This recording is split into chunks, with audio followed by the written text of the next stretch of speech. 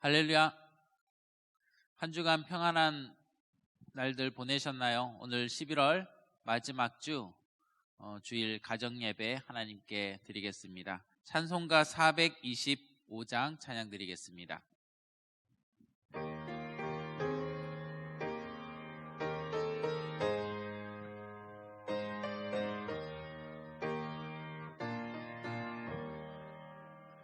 주님의 뜻을 이루소서. 고요한 중에 기다리니 진흙과 같은 날 빚으사 주님의 형상 만드소서. 주님의 뜻을 이루소서. 주님 발 앞에 엎드리니 나의 맘속을 살피시사 눈보다 희게 하옵소서. 주님의 뜻을 이루소서. 병들어 몸이 피곤할 때 권능의 손을 내게 펴사 강건케 하여 주옵소서. 주님의 뜻을 이루소서. 온전히 나를 주장하사 주님과 함께 동행함을 만민이 알게 하옵소서. 아멘.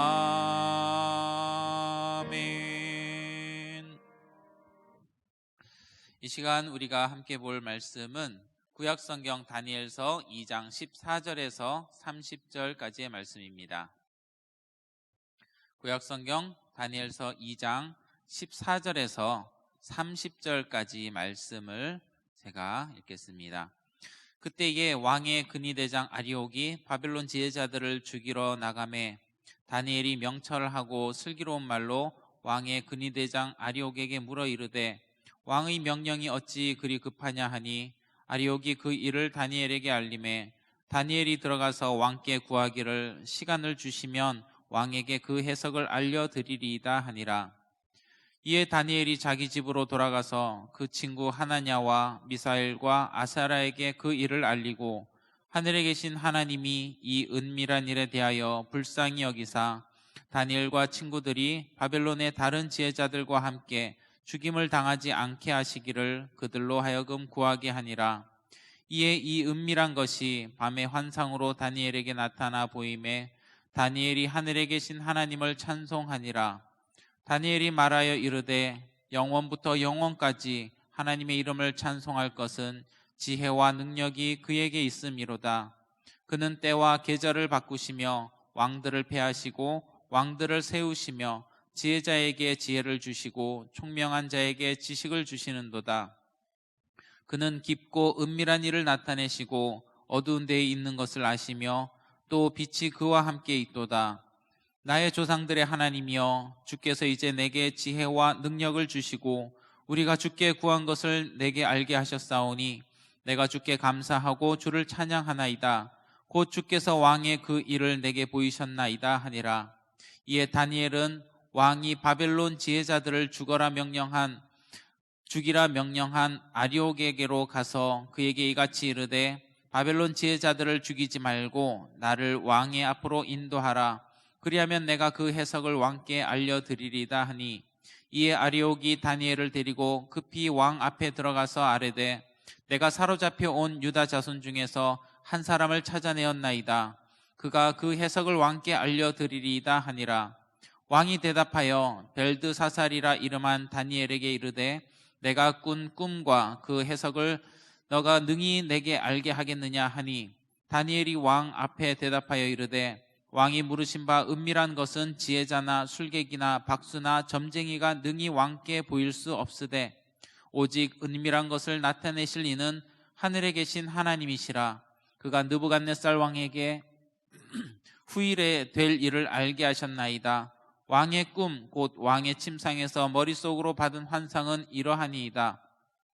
왕이여, 왕이 침상에서 장래일을 생각하실 때에 은밀한 것을 나타내시는 이가 장래일을 왕에게 알게 하셨사오며, 내게 이 은밀한 것을 나타내심은 내 지혜가 모든 사람보다 낫기 때문이 아니라 오직 그 해석을 왕에게 알려서 왕이 마음으로 생각하던 것을 왕에게 알려주려 하심이니이다. 아멘. 다니엘서 말씀을 우리가 봤습니다. 지금 다니엘은 바벨론의 포로가 되어 있는 상태입니다. 이스라엘 백성 중에 많은 사람들이, 적어도 한 5만 명은 되었을 것이다 라고 학자들은 추측을 하고 있습니다. 그렇게 많은 사람들이 바벨론의 포로로 잡혀간 상태입니다. 포로로 사는 생활은 비참한 노예 생활입니다. 예루살렘은 분명히 무너졌고, 또 성도 무너졌고, 성전은 불타 없어졌습니다. 심지어 성전에서 사용된 기물들, 성물들도 바벨론에 다 약탈된 상태입니다. 이렇게 보면 역사적으로 그리고 외형적으로 볼 땐 분명히 예루살렘은 멸망했고 바벨론은 이겼습니다. 그러나 그렇지 않았습니다. 바벨론은 지금 자신이 천하에서 가장 우뚝 솟은, 천하를 통치하는 왕이라고 생각하고 있습니다. 느부갓네살의 교만은 하늘 끝까지 닿을 지경입니다. 그러나 우리가 알 것은 하나님께서 이 바벨론 왕 느부갓네살을 사로잡습니다. 그는 패권은 손에 쥐었지만 그 마음에는 번민이 있었습니다. 장차 앞으로 어떻게 될 것인가? 역사가 앞으로 어떻게 흘러가고 세상이 어떻게 될 것인가? 큰 걱정을 그 마음속에 하고 있었습니다. 바로 그 시간에 하나님께서는 이 느부갓네살 왕을 붙잡아서 새로운 역사를 이루어 가시는 것을 우리가 볼 수 있습니다. 그래서 그로 하여금 자기 위에 더 높은 왕이 계심을 알게 하시는 것입니다. 한마디로 말해서 역사는 너가 주관하는 것이 아니라 내가 주관하는 것이다. 너가 이긴 것이 아니라 내가 예루살렘을 너의 손에 붙인 것이다. 그 사실을 잊지 말라고.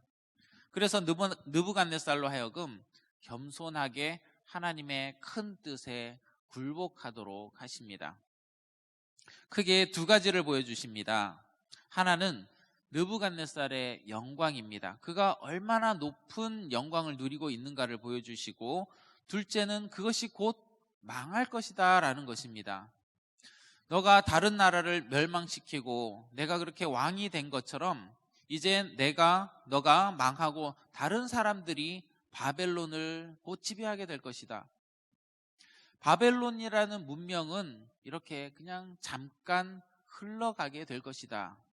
이런 큰 사건을 느부갓네살 왕에게 가르쳐 주십니다. 느부갓네살 왕이 이 내용 그대로를 받아서 수용한다는 것 자체가 굉장한 믿음이었습니다. 당신이 왕 중에 왕입니다. 그런 말까지는 좋지만 이제 그 왕권이 곧 망할 것입니다 라는 말을 받아들이는 것은 어렵습니다. 그러나 그는 지금 깊은 고민 중에 있었기 때문에 이 사실들을 받아들입니다. 오늘 우리 말씀에서 보듯이 느부갓네살이 큰 꿈을 꾸었습니다. 그리고 지혜자나 술객이나 박수나 점쟁이 이런 사람들을 모두 불러서 내가 무슨 꿈을 꾸었는지 알아맞추고 그것을 해석까지 한번 해봐라. 황당한 이야기입니다. 다 한결같이 말하기를 왕이시여 그 꿈을 우리에게 알려주시면 우리가 그 꿈에 대해서 해몽해 드리겠습니다. 그런데 느부갓네살이 얘기를 해주지 않습니다. 마지막까지 이 사람들이 대답이 없으니까 느부갓네살 왕이 화가 나서 이제 저것들 다 엉터리들이니 다 잡아 죽여라. 상황이 이렇게 된 것입니다. 지혜자들이 이제 다 죽게 되고 심지어 다니엘과 그 친구들도 죽을 위기에 처했습니다. 그때 다니엘이 그 소식을 듣고 자진해서 왕 앞에 나갑니다. 자기가 해결할 테니까 잠깐만 기다려달라 그러고, 그리고 돌아와서 친구들과 간절히 하나님께 기도합니다. 과연 이것이, 이 사건이 무엇을 의미하는지, 하나님께서 이 일을 통해서 무슨 일을 하고자 하시는지 그것을 다니엘은 알고자 했습니다. 하나님 앞에 간절히 기도하고 분명한 계시를 받습니다. 다니엘은 정말 지혜롭고 용기 있는 사람이었습니다.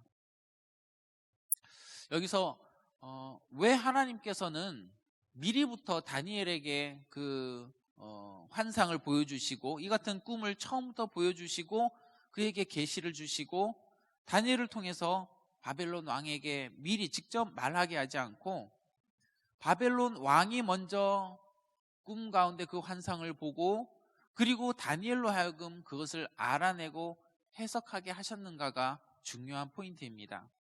간단히 생각해서 만약에 바벨론 왕이 그런 꿈을 꾼 적도 없고 이상을 본 적도 없는데 다니엘이 이런 꿈을 꾸고 이것을 왕에게 말한다면은 아마도 그 다니엘의 목숨이 바로 위태로워졌을 것이고 이것으로 끝입니다. 우리가 기억해야 할 것은 우리의 신비적인 경험들, 예를 들면 환상을 보거나 꿈을 꾸고 하나님의 음성을 듣고 하는 것은 우리의 어떤 신앙의 수준이나 어떤 나의 경건의 정도에 따라서 획득할 수 있는 것이 아니라는 것입니다. 이것은 전적으로 하나님의 주권에 의한 것이고 하나님의 마음에 따라서 이루어지는 것입니다. 이제 막 믿음을 갖기 시작하거나 심지어 믿음이 없는 사람에게도 하나님은 이런 이상과 환상을 보여주시고 또 음성을 들려주셔서 그 사람을 통해서 하나님의 그 역사들을 이루어 가십니다. 내가 하나님이 주신 특별한 경험을 했다고 하더라도 그것이 나의 어떤 믿음의 높은 수준을 나타내는 것, 즉 내가 남보다 뭐 더 경건하거나 영적으로 수준이 높다는 것을 의미하는 것이 아닙니다. 마찬가지로 내가 열심히 기도해서 하나님 계시를 주십시오, 영감을 주십시오, 기도를 많이 해서 이런 영적인 체험을 얻어낼 수 있는 것도 아닙니다. 우리가 잘 아는 사울이 다메섹 도상에서 큰 환상을 보고 영적인 경험을 하고 이 사도 바울로 180도 변하는 그런 사건이 오늘날 세계의 역사를 바꿔 놓았습니다. 놀라운 사건입니다. 그런데 바울이 경험한 이 신비로운 체험은 그가 금식 기도하면서 철야 기도하면서 얻은 것이 아니었습니다. 노상에서 정오에 벌건 대낮에 일어난 사건을 통해서 하나님의 주권, 하나님의 주권에 의한 그런 역사였다는 사실을 우리가 기억해야 됩니다. 오늘 이 말씀 속에 느부갓네살이 자신이 꿈을 꾸겠다고 기도한 것도 아니고 또 하나님을 믿는 사람도 아니었습니다. 그러나 이 사람을 하나님께서 생포한 사건이었습니다. 바벨론 왕 느부갓네살은 그는 다니엘을 포로로 잡았지만 하나님께서는 이 꿈을 통해서 느부갓네살 왕을 사로잡습니다. 아마 이 왕도 그 꿈이 너무나 충격적이었고 또 잘 기억이 안 났을 수도 있고 그 꿈 가운데서 너무나 많은 혼란을 겪었던 것 같습니다. 바벨론의 지혜자들 중에서 아무도 이것을 알아내고 말할 수가 없었습니다. 그런데 이 다니엘과 친구들이 하나님 앞에 기도해서 이것을 알아내게 됩니다. 그리고 이 사실을 가지고 느부갓네살에게 나아갑니다. 오늘 우리가 읽은 28절 말씀에 보니까 오직 은밀한 것을 나타내실 이는 하늘에 계신 하나님이시라. 그가 이 모든 일들을 알게 하셨나이다 라고 다니엘이 고백하고 있습니다. 이러한 사실들을 느부갓네살이 받아들입니다. 이 모든 일련의 사건들이 다 하나님의 작품이었습니다. 그 완악하고 잔인한 이 바벨론 왕을 다니엘 앞에서 굴복시키는 것입니다. 그리고 30절 말씀을 또 보시면 내게 이 은밀한 것을 나타내심은 내 지혜가 모든 사람보다 낮기 때문이 아니라 오직 그 해석을 왕에게 알려서 왕이 마음으로 생각하던 것을 왕에게 알려주려 하심이니이다. 하나님께서는 지금 비록 우리의 삶 속에서도 이방의 왕이 세상이 통치한다 하더라도 그 상황에서 떠나 계신 것이 아니라 여전히 우리와 함께 하시며 하나님의 큰 뜻을 이루어 가고 계심을 우리는 오늘 말씀들을 통해서 알 수가 있습니다. 세상에 막강한 힘을 지닌 왕이나 어떤 화려한 왕국이라 하더라도 결국은 다 사라져 버립니다. 최후에 남는 나라는 바로 예수 그리스도께서 다시 이 땅에 오심으로 완성되는 하나님의 나라뿐입니다. 우리는 매일의 삶 가운데 다시 이 땅에 오실 예수 그리스도를 기다리며 우리에게 일어나는 사건들 하나하나 속에서 하나님의 계획들을 발견하고 또 하나님의 나라를 사모하며 나아가는 그런 복된 성도님들 되시기를 간절히 기도드립니다. 기도하겠습니다. 참으로 신실하신 아버지 하나님 감사합니다. 우리는 이 세상을 살아가지만 세상에 속하지 않고 하나님 나라의 백성으로 하나님을 바라보며 살아갈 수 있도록 인도해 주심을 감사드립니다.